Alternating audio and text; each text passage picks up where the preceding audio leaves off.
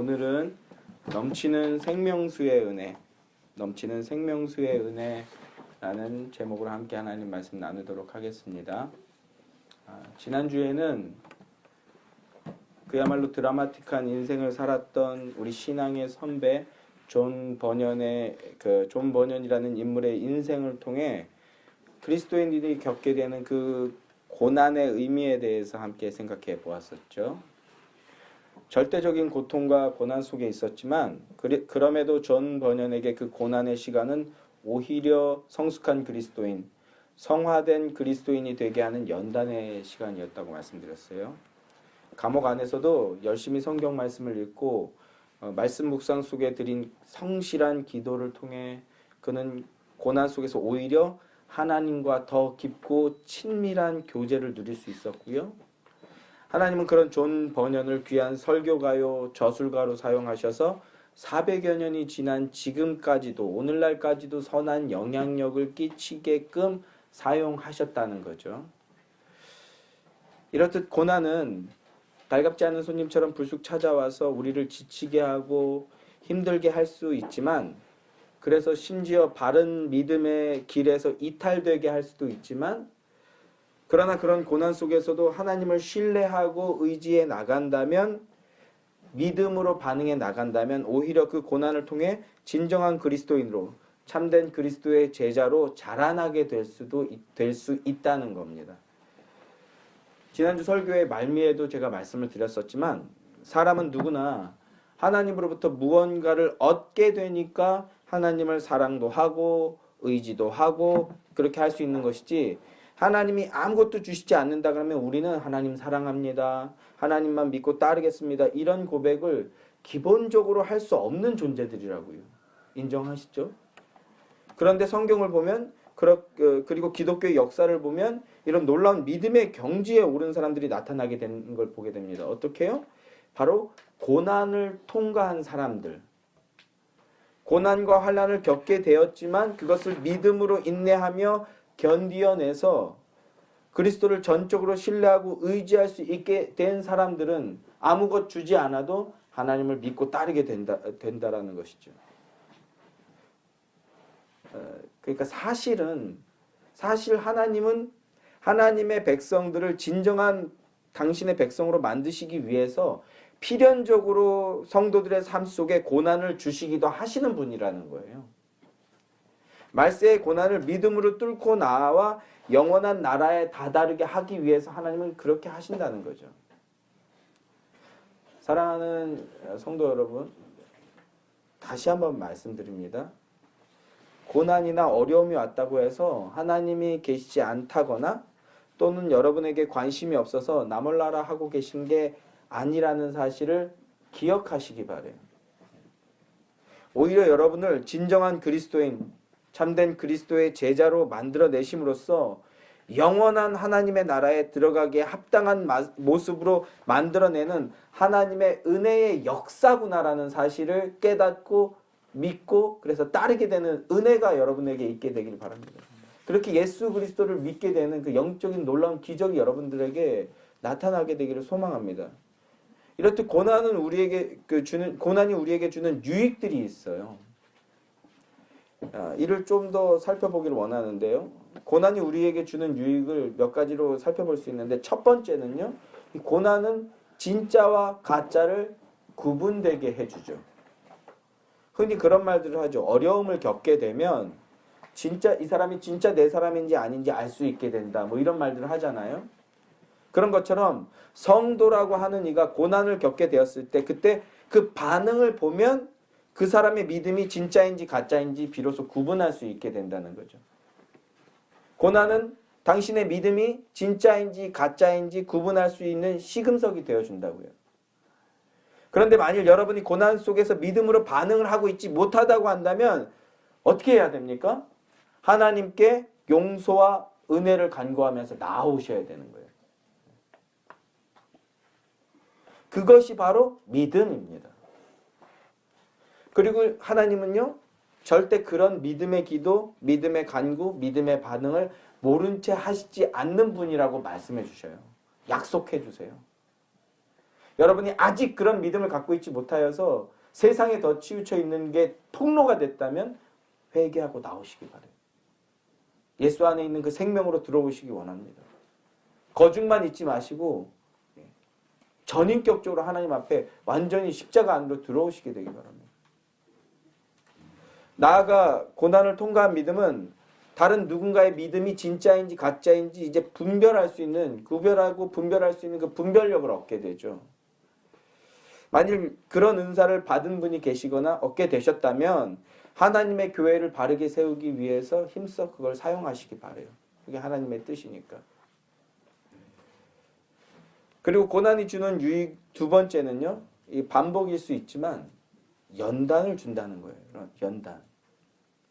로마서 5장 3절 4절 말씀. 다만 이뿐 아니라 우리가 환난 중에도 즐거워하나니 이는 환난은 고난은 인내를 인내는 연단은 소망을 이루는 줄 알미라. 고난을 믿음으로 통과한 자는 소망을 갖게 된다는 거예요. 고난과 환난 속에서도 믿음으로 반응하여 견디고 인내하고 고난 속에서 오히려 하나님을 더욱 의지하며 믿음으로 살아들여 버리는 인생은요. 믿음이 굳건하게 자라나게 되고요. 고난 속에서도 오히려 소망을 품게 되고요. 소망이 있기에 오히려 더 유연하고 부드럽고 넉넉한 뭔가 매력적인 사람이 되는 거죠. 그리고 사랑이 넘치고 그리고 겸손한 사람이 됩니다. 고난을 통과한 믿음을 가진 사람만이 진정한 겸손을 보여줄 수 있어요. 저는 여러분이 그 믿음의 수준에 다다르게 되기를 정말 간절히 소망하는데 고난을 믿음으로 통과한 성숙한 그리스도인이라면 소망 속에서 유연한 모습과 함께 겸손하게 되어진다고요. 나중에 교리 시간을 통해서 디아포라와 아디아포라라는 것에 대해서 배우게 될 텐데 아디아포라 뭡니까? 본질이 아닌 거라면 넉넉하게 품어줄 수 있는 존재가 된다는 거예요. 디아포라 본질이라면 이게 성경 말씀이고 이게 하나님의 가치라면 목숨을 걸고 지키는 존재이지만 그게 비본질이라면 교회 생활하는데 뭐 어떻게 하냐 뭘 어떻게 하냐 이런 거에 목숨을 거는 아주 사소한 거에 목숨 거는 사람들이 있어요. 하나님 말씀보다 자기의 경험을 더 귀중하게 여기는 거지. 그래서 왜 예배 시간에 그렇게 앉냐 왜 예배 시간에 눈깔이 그러냐 이거 웃자고 한 소리인데 뭐 예배 시간에 뭐 왜 드러누워 있냐 복장이 그게 뭐냐 예? 이게 그 예수님의 십자가와 상관이 없는 거라면 그러면 사람을 살리는 방식으로 하자. 이게 아디아포라거든요. 나중에 좀 더 깊게 말씀을 나누게 되겠지만 비본질이라면 얼마든지 유연하게 할 수 있지만 그러나 이게 본질적인 문제라면 목숨 거는 존재. 이게 겸손함이에요. 이게 겸손함. 교회 와서 왜 예배 시간 막 해요? 예전에 우리가 생각하던 장로교의 모습은 그런 거잖아요. 주일날 여자 왜 치마를 입고 오냐? 어디 불경건하게 자꾸 자매 쪽을 쳐다보냐? 이런 거 진짜로 이렇게 해서 목사님이 쫓겨나던 시절도 있었어요. 비본질적인 것들 때문에. 진정한 겸손은 뭡니까? 호호호 하면서 하나님 은혜지요. 막 이런 게 겸손이 아니에요, 여러분. 겸양 떠는 게 아니에요. 기독교의 겸손은요. 기독교의 겸손은 뭐예요? 나의 의는 없다. 나는 죄인일 뿐이다. 내가 하는 어떤 것도 하나님 앞엔 배설물이다. 그건 자랑이 안 된다. 내가 무슨 헌금 많이 했다. 교회에서 무슨 사역 많이 했다. 내가 무슨 대단한 그 공적을 이뤘다. 뭐 쌓았다. 이런 게 아니라 교회의 진정한 자랑은 예수 그리스도밖에 없다. 교회의 자랑은 예수의 의밖에 없다. 나는 없어져야 된다. 겉사람은 후패해야 되고 날마다 속사람만 드러나야 된다. 속사람의 주이신 예수 그리스도만 드러나야 된다. 이런 걸 얘기하고 이렇게 행동하는 게 겸손이라고요. 겸양 떠는 게 아니라. 저는 예수의 교회가 그런 믿음의 수준의 경지에 다다르게 됐으면 좋겠습니다.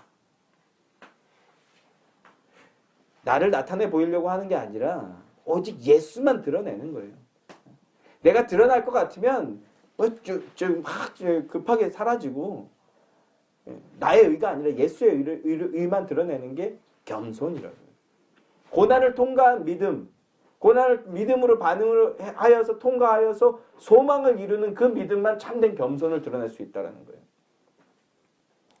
오직 예수님만이 진정한 의이심을 증거하고요. 예수님의 그 의를 따라서 살려고 애쓰는 존재가 되는 것. 이게 겸손함이고 이게 고난을 통과한 믿음의 모습이라고요. 그리고 고난이 주는 세 번째 유익은요. 아픔을 교감하고 공유할 수 있는 존재가 된다는 거예요. 2000년대에는요. 헨리 나우엔의 상처 입은 치유자 이런 것들이 되게 유행했어요. 내가 상처 입었기에 다른 사람의 상처를 보듬을 수 있다. 예. 어디 가나 집회 가면 다 이 소리만 했어. 그래서 옛날 청년 집회에 가면요. 너희들 상처 많지 않아. 막 짝사랑의 아픔을 뭐 이러고 재수생들의 아픔을 그거를 사용해라. 귀한 가치지만 예. 또 맨날 그 집회에서 이런 얘기만 하면 지겹긴 하더라고요. 근데 제가 지금 말하고자 하는 것이 무엇입니까? 진정한 고난을 통과한 믿음은요. 상대방의 약함, 상처, 아픔을 나 몰라라 하지 않게 된다고요. 왜? 그게 아픈 걸 아니까. 예수를 믿는다고 하는 사람들 중에도 심지어 목사들 중에서도요. 적지 않은 수가 상대의 아픔을 헤아리지 못해요. 아픔을 헤아리지 못해요. 그래서 교감하지 못하는 모습들을 보게 돼요. 그냥 입 바른 소리나 하는 거지. 맨날 뭐가 정답인지 여기서 사실은 뭐가 정답인지 진짜 우리 어린 친구들 말고는 모르는 사람들이 있어요. 뭐 어떤 상황 되면 다 정답 얘기할 수 있지. 그리스도인들이 대부분 그런 모습이에요. 근데 보면은 입 바른 소리나 하고 정답이나 얘기하고 근데 정작 중요한 그 상대방의 약함, 아픔에 대해서는 공감하지 못하는 모습을 보게 돼요. 사실 이거는요, 미성숙한 거예요. 미성숙한 거. 어린 거예요. 어린 거. 어리다는 게 뭡니까? 상대의 관점이나 마음을 헤아리지 못하는 게 어린 거죠.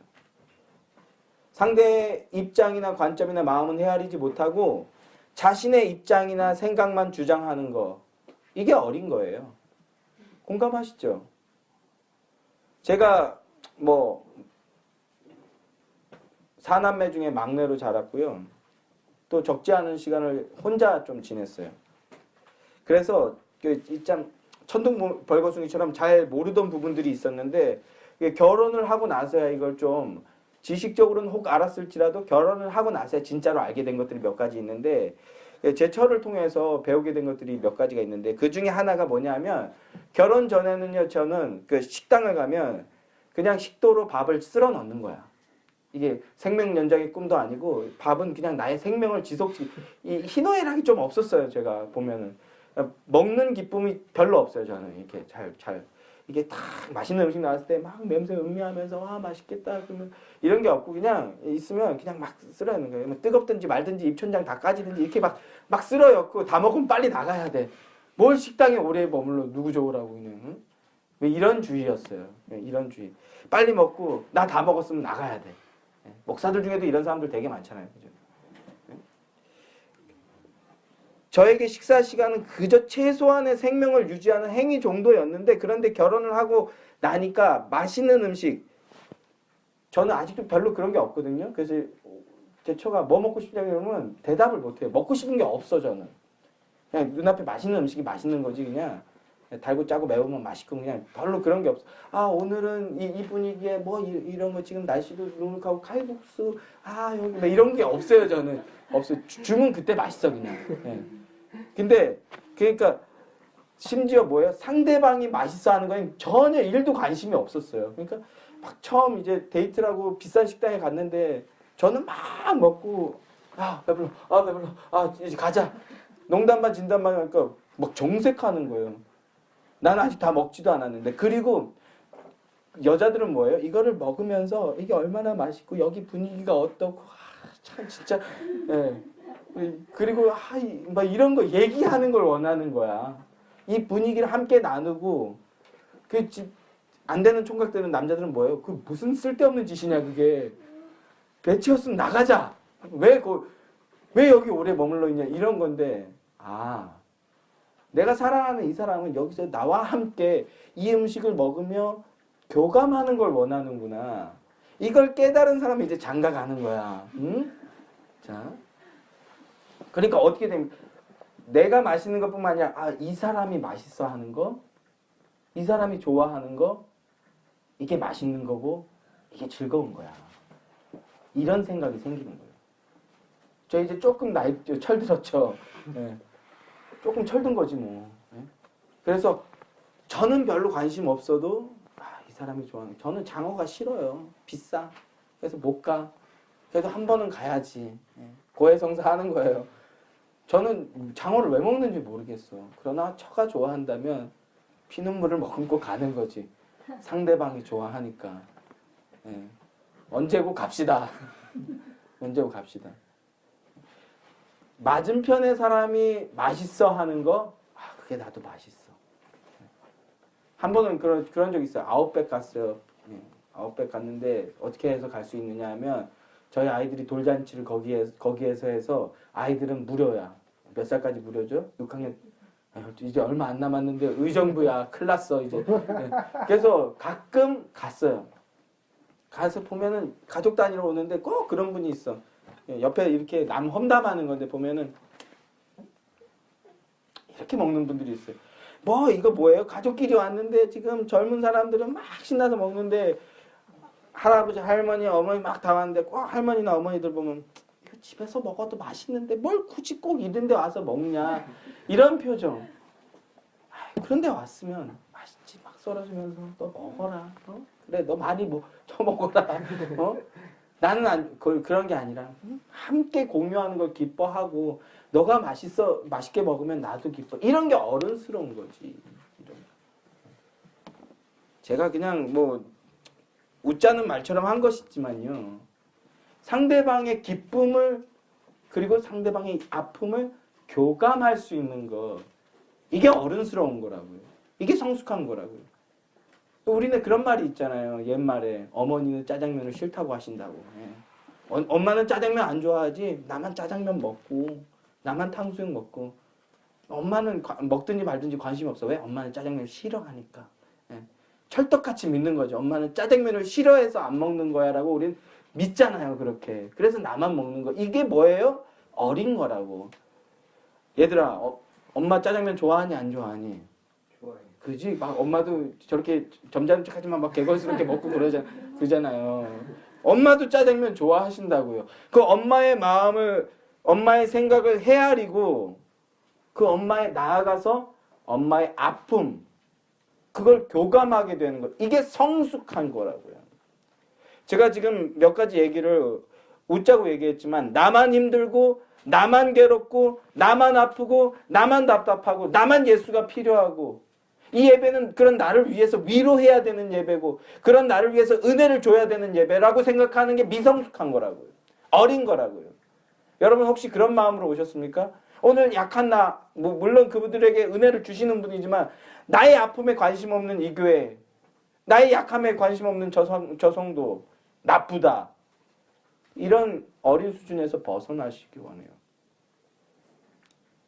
미성숙하고 어린 게 죄라고 할 수는 없겠지만 그러나 육신적인 나이가 먹어가는데도 벌써 12살, 13살 되고 막 23살, 24살, 27 이렇게 됐는데도 계속해서 그 상태에만 머무른다면 그것은 죽은 존재나 다름없는 거예요. 혹 육신은 살았을지라도. 세상 말에도요. 아픈 만큼 성숙해지는 거다라는 말이 있듯이 하나님께서 우리에게 주시는 고난은 우리가 자신의 입장, 자신의 관점, 자신의 약함, 자신의 아픔에만 머무르게 하지 않고 타인의 입장, 이웃의 마음, 이웃의 아픔을 교감하게, 성도의 아픔을 함께 교감할 수 있게 해준다는 거라고요. 성도가 하나님 앞에서 내어놓을 수 있는 가장 진실한 고백은 무엇입니까? 여러분 그런 고백 해보신 적 있는지 모르겠지만 가장 진실한 고백은 뭐예요? 하나님 나 아파요. 하나님 저 너무 힘들어요. 하나님 저 너무 두렵습니다. 하나님 너무 괴로워요. 무섭습니다. 죽을 것 같아요. 이렇게 나의 약함을 하나님 앞에 고백하는 거예요. 그게 진실한 거예요. 하나님 나 아파요. 너무 두려워요. 힘들어요. 도와주세요. 하나님께 그렇게 진실한 고백을 드리는 참된 성도가 되시길 바랍니다. 어린아이는요, 부모에게 서슴없이 이런 고백을 하죠. 아프다, 힘들다, 무섭다. 갑자기 막 울면서 아빠한테, 엄마한테 매달리죠. 그저께 밤인가요? 제가 이번 주에 사실은 설교 준비가 여느 때보다 좀 힘들었어요. 그래서 목요일, 금요일도 좀 밤늦게까지 준비했는데 1시쯤인가 전전긍긍하고 있는데 누가 화장실을 갔다 오더라고요. 딱 보니까 주은이가 빼꼼 문 열고 들어오는 거예요. 이런 표정, 아빠 아직도 못 자고 그거 하고 있어? 설교 준비하고 있어? 이런 표정으로 들어오더라고요. 그러면서 아빠 나 안아줘. 야, 아빠가 그렇게 힘든 걸 알면 아빠 힘내라고 얘기하고 빨리 가서 자야지. 그런데 아빠 나 안아줘 이러더라고요. 조심스럽게. 자녀의 영이 있는 거죠. 아빠 안아줘. 아빠에 대한 근심과 함께 자신의 약함을 드러내는 모습이요. 한번 안아줘. 그래서 딱 안아주고 빨리 안아주고 들여보냈어요. 부모를 전적으로 신뢰하고 의지하는 모습. 이게 믿음이죠. 진정한 그리스도인도 바로 이런 전적인 하나님 은혜 의존적인 존재가 되는 거예요. 그래서 하나님께 진실하게 자신의 아픔과 약함을 토해내는 존재예요. 여기서 나아가서 성숙한 그리스도인은요, 하나님, 저 사람도 아파요. 하나님, 저 성도도 아파요. 이런 고백을 할 수 있는 자죠. 고난을 뚫고 나온 믿음을 가진 자는요, 이런 고백을 하는 자라고요. 나의 아픔만 보는 게 아니라, 아, 저 사람이 저렇게 행동하는 것 아픔이구나. 보게 되는 거예요. 하나님, 저 성도도 아파요. 그래서 제가 뭐 길어지지 않게 하려고 생략한 부분들이 많습니다만 저 아픔을 많이 겪었어요. 그래서 유난히 그 아픔을 놓치지 않으려고 애를 써요. 그 아픔이 그리스도의 영광으로 이르게 하는 도구였음을 맛보았기 때문에. 작은 아픔도 소홀히 하지 않으려고 애를 쓰는데 뭐 인간이기 때문에 한계야 있겠습니다만. 하나님, 저 성도도 약하고 아파요. 그래서 우리가 어제도 그런 말들 나누고 그제도 그런 말들 나눴잖아요. 하나님, 저 교회도 아파요. 지금 조그만 예배당 하나도 없는 이 개척교회가 무슨 다른 교회 얘기를 합니까? 주제 넘은 거지? 아니에요. 주제 넘은 거 아니에요. 여러분 안에 진정한 예수 그리스도의 은혜가 있다면 지금도 우리는 우리보다 약한 교회가 있다면 그 교회를 위해서 기도해야 돼요. 아멘이십니까? 네? 그 이번 작년 부활주일 때는 우리가 찾아가서 예배에 참석하고 그날 정말 작은 금액이지만 헌금하려고 찾아갔잖아요. 올해는 뭐 찾아가게 되진 못할지라도 더 어려운 교회 찾아서 우리가 한번 처음으로 목적 헌금을 한번 할 겁니다. 우리 청소년들 하람이, 하온이, 주신이, 주은이, 제아미도 헌금 준비하셔야 돼요. 우리가 그야말로 연보 헌금할 거거든요. 그때쯤 돼서 다시 자세히 말씀드리겠지만 우리가 준비된 금액, 평소보다 조금 더 넉넉한 금액으로 헌금해서 어려운 교회에 드릴 겁니다. 제가 생각하고 있는 교회가 한두 교회가 있는데 잘 될지는 모르겠지만 그러나 뭐예요? 우리만 생각하지 않겠다라는 거예요. 우리보다 더 약한 교회가 있다면 섬기겠다라는 거예요. 하나님, 저 교회도 아파요. 하나님, 우리 동네가 아파요. 하나님, 우리 나라가 아파요. 진짜 너무 아프지 않아요? 지금 보면요. 제가 보면 좌우 대립이 너무 극심하고 정쟁의 희생양이 되고 있는 것 같아요. 전 그게 답답해요. 뭐 보수니 진보니 이런 걸 떠나서 양쪽의 그 진영 싸움에 국민들이 희생이 되고 있는 것 같아요. 진실한 국회의원들 정말 한두 명? 그 한두 명에게 힘을 좀 실어주세요, 여러분. 그리고 나아가서 보수를 지지하든 진보를 지지하든 그들을 위해서 기도해 주세요, 여러분. 우리나라가 너무 아프고 이 20대가 너무 아파요. 계속 고통받을 거예요. 쉽게 함부로 치부해버려서는 안 돼요. 그들 위해서 기도하고 정말 우리가 힘이 생긴다면 그들 위해서 정말 작은 대안이라도 마련할 수 있는 그런 교회가 됐으면 좋겠어요. 그게 이렇게 바라보고 기도할 수 있는 존재가 바로 고난을 뚫은 그리스도인이라는 거죠. 믿음으로 뚫고 나오죠. 이게 고난이 주는 유익입니다. 여러분 아직도 그 고난을 뚫고 나오지 못한 분들 계십니까? 믿음으로 뚫고 나오세요. 그리고 뚫고 나오셨다면 이제는 자신만 보지 말고 옆도 보세요. 사랑하는 예수의 교회 성도 여러분, 여러분이 그렇게 고난을 믿음으로 통과한 참된 그리스도인, 성숙한 그리스도인 제자가 되시길 바랍니다. 그리고 그렇게 되셨다면 이웃 사랑하는 그 모습 보여주시기 원합니다. 그런데 여기서 반드시 기억해야 할 중요한 사실이 하나 있습니다. 우리가 이런 믿음의 고백을 하며 반응을 할 수 있게 되는 근본적인 원인이 있다는 거예요. 근본적인 동력이 있다는 거예요. 무엇입니까? 근본적인 원인이자 동력이자 나아가 유일하며 절대적인 원동력, 그게 무엇이에요? 바로 예수 그리스도입니다. 내 의가 아니라 예수의 의 때문이라고요. 바로 우리가 당해야 할 그 저주와 고난을 대신 다 감당해 주신 분이 있기 때문에 우리가 그렇게 할 수 있다는 겁니다. 예수 그리스도. 에베소서 3장 13절 말씀입니다. 그리스도께서 우리를 위하여 저주를 받은 바 되사, 그리스도께서 우리를 위하여 저주를 받은 바 되사 율법의 저주에서 우리를 속량하셨으니 기록된 바 나무에 달린 자마다 저주 아래에 있는 자라 하였습니다. 또 베드로전서 1장 18절부터 19절 말씀이요. 너희가 알거니와 너희 조상이 물려준 헛된 행실에서 대속함을 받은 것은 금이나 은같이 없어질 것으로 된 것이 아니요 오직 흠없고 점없는 어린 양 같은 그리스도의 보배로운 피로 된 것이니라. 베드로전서 5장 10절 말씀에 또 이렇게 말씀합니다. 모든 은혜의 하나님 곧 그리스도 안에서 너희를 부르사 자기의 영원한 영광에 들어가게 하신 이가 잠깐 고난을 당한, 이게 지난주 우리 나눈 말씀의 핵심이었잖아요.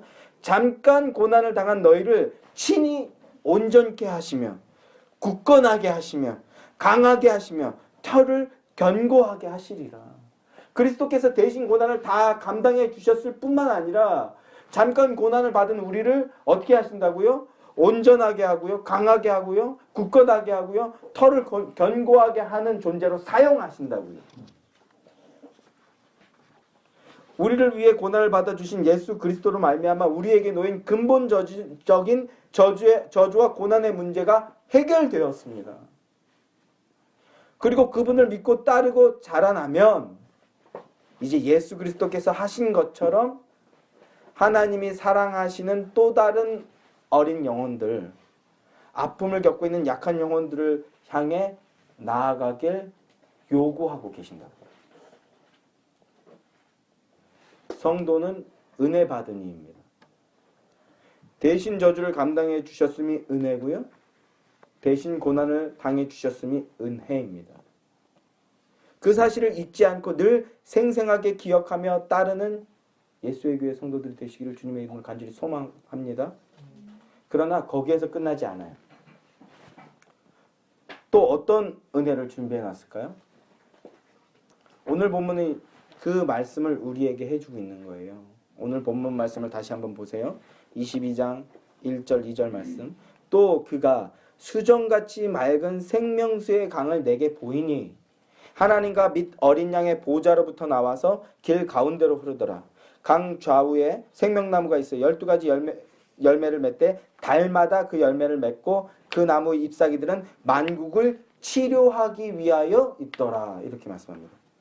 요한이 천사를 통해 보게 된 영원한 천성의 모습을 묘사하고 있는 건데요. 막힘없이 풍성하게 흐르는 수정같이 맑은 생명수가 보인다고 말하고 있어요. 이 세상의 물과 대비되는 물, 고이고 그래서 썩은 물, 마시면 그때는 잠깐 해갈이 되는 것 같지만 결국은 또 목마르고 메마르게 하는 물, 영원한 천성의 세상의 물과는 분명하게 대비되는 물이죠. 그 물은요. 그렇게 세상의 물과는 대비되는 수정같이 맑은 물이 흐르고 있다고 말씀해주고 있다고 해요. 자, 요한복음 4장 19절부터 14절 말씀 한번 같이 읽어봅시다. 요한복음 4장 9절부터 14절 말씀이에요. 같이 읽어보겠습니다. 요한복음 4장 9절부터 14절 말씀.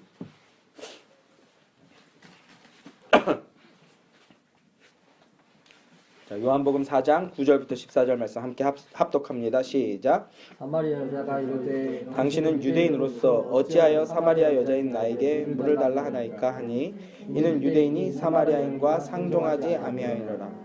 예수께서 대답하여 이르시되 내가 만일 하나님의 선물과 또 내게 물 좀 달라 하는 이가 누구인 줄 알았더라면 내가 그에게 구하였을 것이요 그가 생수를 내게 주었으리라. 여자가 이르되 이 우물은 깊은데 어디서 당신이 그 생수를 얻겠사옵니까? 우리 조상 야곱이 이 우물을 우리에게 주셨고 또 여기서 자기와 자기 아들들과 짐승이 다 마셨는데 당신은 야곱보다 더 크니까. 예수께서 대답하여 이르시되 이 물을 마시는 자마다 다시 목마르려니와 내가 주는 물을 마시는 자는 영원히 목마르지 아니하리니 내가 주는 물은 그 속에서 영생하도록 솟아나는 샘물이 되리라. 아멘. 요한복음 4장에 등장하는 이 여인은요, 사마리아 여인은 자신의 목마름을 해결할 물과 같은 존재로서 무엇을 찾고 구했습니까? 남자를 찾고 구했어요. 남편을 찾고 구했다고. 이건 육적인 의미도 되고요, 영적인 의미도 됩니다만 자신의 그 목마름, 자신의 구원으로서 남편을 선택하고 찾고 구했어요. 그러나 5명의 남편, 그리고 마지막 6번째 남편을 맞아들였지만 그 어떤 남편도 자신에게 진정한 해갈, 시원함, 구원을 주지는 못했다고요. 여러분은 어떤 물을 찾고 계십니까? 어떤 물을 찾고 계신가요? 돈? 인기? 권력? 성공? 아니면 학벌? 남편? 아내? 정치? 그것도 아니면 교회? 이런 걸 여러분의 그 목마름을 해결할 그 해갈의 대상 생수로 찾고 계시진 않나요? 여러분의 목마름을 해결해 줄 물로 여기고 계시진 않습니까? 돈이 많으면 목마름이 해결이 되나요? 학벌이 좋으면 그 목마름이 해결이 되든가요? 우리에게 그런 것들이 필요 없는 것은 아니지만 그것은 진정한 목마름을 해결해 주지는 않는다는 거죠. 그런데 이 세상적인 물을 마시면 결국 또 목마르고 메마르게 되는데 고난을 통과하여 영원한 천성에 입성한 그리스도에게는 무엇이 준비되어 있다고요? 세상의 유한한 물, 고이고 썩은 그런 물이 아니라 수정처럼 맑고 깨끗한 물. 뭐예요? 생명력이 넘치는 물이에요. 영생을 주는 물이에요. 이 물이 준비되어 있다고. 하나님의 이 은혜의 물은 썩어질 것, 더러운 병균이 득실거리는 역겨운 세상의 물과는 확연히 다르게 완전히 깨끗하여서 고통과 죽음을 주는 것이 아니라 영원한 생명, 영생을 준다고요. 영생. 우리는 이 땅에서 그 물을 조금씩 맛보는 거예요. 이 영생의 물을. 이 영적 생명, 영원한 영적 생명. 그렇다면 이 영생의 그 능력을 주는 이 생명수의 근원, 원천이 무엇입니까? 이 생명수가 어디에서부터 나오는 거예요? 1절 하반절에 나오고 있죠. 자, 다시 요한계시록 22장 1절을 보세요. 요한계시록 22장 1절 하반절을 보면요. 하나님과 및 어린 양의 보좌로부터 나와서 이렇게 말씀합니다. 그 생명수가 어디에서 나왔다고요? 하나님과 및 어린 양의 보좌, 왕좌에서부터 나와서. 자, 나중에 구속사적 관점으로 성경을 살필 때 자세하게 말씀드리게 될 내용이지만 창세기에 보면요. 창세기의 에덴 동산에서는요. 물이 4갈래의 물이 나오는데 어디에서부터 나옵니까? 에덴 동산에서부터 나왔어요. 또 그 강물, 그 4갈래의 강물을 통해서 모든 생명이 생명을 얻고 시작하게 되었지만 결국 그 생명들은 어떻게 되었습니까? 죄인들로 전락하게 되어버렸잖아요. 그리고 다시 에덴 동산은 막혀서 다시는 들어갈 수 없게 됐어요. 생명나무가 남아있는 그 에덴 동산에 들어가지 못하게 문을 막고 그룹들과 화영금과 그룹들로 막아버리셨죠. 또 에스겔서 47장을 보면요. 성전의 문지방에서부터 물이 흘러나왔다고 말하고 있어요. 그 물은 죽었던 것들을 치료하고 되살리는 기능을 하였지만 영원한 생명은 아니에요. 이 두 개는요. 뭔가를 예표하고 모형하는 그림자예요. 이런 말들이 어렵게 들리시겠지만 이런 게 정확하게 잡혀있지 않으면 성경을 엉뚱하게 보게 되는 거예요. 이 구약에 나오는 이 물들은요. 뭔가를 예표하려고 했던 거예요. 뭐예요? 이 영원한 천성 새하늘과 새 땅에 있는 그 생명수를 모형하고 있었던 거예요. 예고편으로 보여줬던 거라고요. 너희가 이것 마시면 이 땅에서 그 구원을 얻지만 잠시 잠깐이라는 거예요. 영원한 생명으로 향해 나가야 된다는 거죠. 그런데 오늘 본문의 강물은 어디에서부터 흐르고 있다고 말씀합니까? 하나님의 보좌에서부터 나온다고 말씀합니다. 왕이신 하나님이 계신 거기서부터 흘러나온다라는 거예요. 이 말은요, 성삼위 하나님을 통해서 주어지게 되는 영원하고 완전한 하나님 나라와 하나님 나라의 삶을 살게 된다라는 걸 말씀하고 있어요. 제가 읽어드릴게요. 요한복음 7장 37절부터 39절 말씀을 보면요. 명절 끝날 곧 큰 날에 예수께서 서서 외쳐 이르시되 누구든지 목마르거든 내게로 와서 마셔라. 나를 믿는 자는 성경의 이름과 같이 그 배에서 생수의 강이 흘러나오리라 하시니 이는 그를 믿는 자들이 받을 성령을 가리켜 말씀한 것입니다. 에덴 동산에 흘렀던 물이 뭐라고요? 성전 문지방에서부터 흘러나왔던 물이 뭐라고요? 예수, 성령이라고요. 성령 충만함. 성령의 임재, 성령의 충만을 말하는 거라고요. 그런데 영원한 천성에서는요, 그 물이 생명수가 하나님과 어린 양이 계신 그 보좌, 왕자, 옥좌에서부터 흘러나온다고요. 고난을 믿음으로 통과한 성도는 영원한 천성에 들어가게 되고 그 영원한 천성에서 성도, 교회는 성삼위 하나님의 합작으로 주어지는 진정하고 충만하고 완전한 생명을 영원히 누리게 된다는 거예요. 이 말씀이 여러분들에게 소망과 확신이 되시길 소망합니다. 근데 여기서 어린 양의 보좌라고 표현하죠. 어린 양의 보좌. 왜 굳이 어린 양이라는 표현을 썼을까요? 저희는 오늘 이런 부분에 좀 집중하기를 원하는데 어린 양이라는 표현은 뭘 의미하는 겁니까? 바로 우리를 위한 희생. 하나님의 백성을 위해 대신 고난을 당하시고 대신 십자가를 져 주심으로써 비로소 성도가 교회가 구원과 영생을 얻을 수 있게 되었다는 사실을 다시 한번 말씀하고 있는 거죠. 보좌에 앉아 계신 하나님은 우리에게 이토록 놀라운 은혜를 값없이 주시려고 친히 무한한 대가를 치러 주셨다라는 거예요. 십자가라는 이 대가. 죽음이라는 희생. 그걸 통해 우리가 이 생명수를 얻게 되었다는 거예요. 영원한 천성에서 완전하게 누릴 그 생명수의 은혜, 만국을 완전한 존재로 치료하시는 그 은혜요. 여러분, 육신적으로 아픈 부분이 계십니까? 연약한 부분이 계세요? 혹은 내면에 아픈 부분들이 있습니까? 영원한 천성에서는요, 그걸 완전하게 치료해버린다. 완전하게 치료할 뿐만 아니라 풍성한 생명수로 완전한 기쁨과 감사를 누리게 한다고요. 은혜와 영광을 누리게 한다고요. 구원을 얻고 그 구원을 믿음으로 확신한 그 순간부터 이미 그것은 시작된 겁니다. 좀 주세요. 십자가에서부터 흘러나온 그 하나님의 사랑과 그 은혜를 잊지 않고 기억하며 믿고 감사하시는 여러분들 되길 소망합니다.